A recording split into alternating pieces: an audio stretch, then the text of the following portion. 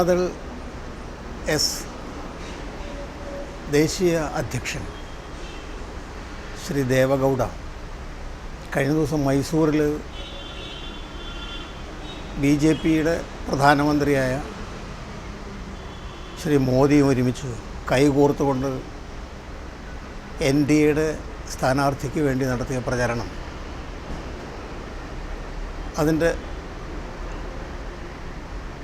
ഫലം അദ്ദേഹം മറന്നുപോയി. പാർട്ടിയുടെ പേര് ജനതാദൾ സെക്കുലർ എന്നാണ്, മതേതര ജനതാദൾ എന്നാണ്.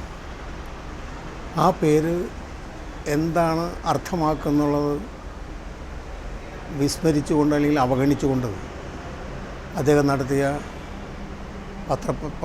പ്രചാരണത്തിന് വേണ്ടി നടത്തിയിട്ടുള്ള ആ വാർത്ത യഥാർത്ഥത്തിൽ ഇന്ത്യയിലെ ജനാധിപത്യ വിശ്വാസികളെ കുറേ കൂടി വേദനിപ്പിച്ചു.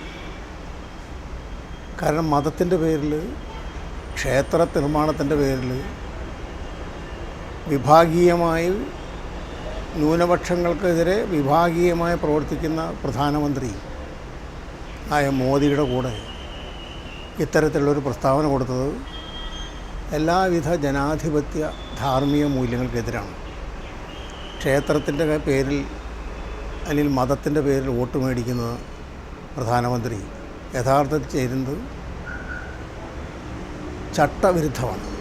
പ്രത്യേകിച്ച് തെരഞ്ഞെടുപ്പ് പ്രഖ്യാപിച്ചതിൻ്റെ അടിസ്ഥാനത്തിൽ ലോകത്ത് ഒരു സ്ഥലത്ത് ഒരു ക്ഷേത്രം പണിതിൻ്റെ പേരിൽ വോട്ട് ചോദിക്കുക അല്ലെങ്കിൽ അതാണ് പ്രധാന സംഗതി എന്ന് പറയുക എന്ന് തുടങ്ങിയ സംഭവങ്ങൾ നടക്കുമ്പോൾ മണിപ്പൂരിൽ ഇതുവരെ ഇന്നേ ദിവസം വരെ ആ സംഭവം ഉണ്ടായിട്ട് ഇപ്പോൾ 11 മാസമായി, കഴിഞ്ഞ് 12ാമത്തെ മാസമാണ്.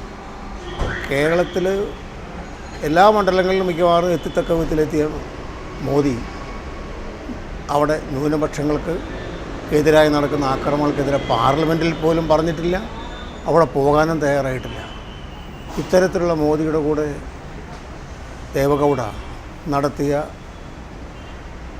പ്രചാരണം യഥാർത്ഥത്തിൽ ജനാധിപത്യ വിരുദ്ധമാണ്, ന്യൂനപക്ഷ വിരുദ്ധമാണ്, ധാർമ്മികതയ്ക്കെതിരാണ്.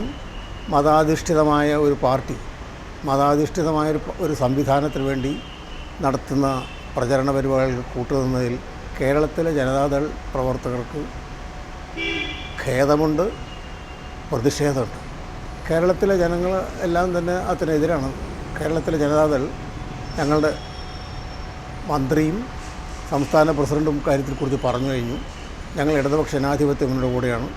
അത് ഒരിക്കൽ കൂടി ആവർത്തിക്കുന്നു, ഇതിലുള്ള പ്രതിഷേധം അറിയിക്കുകയും ചെയ്യുന്നു.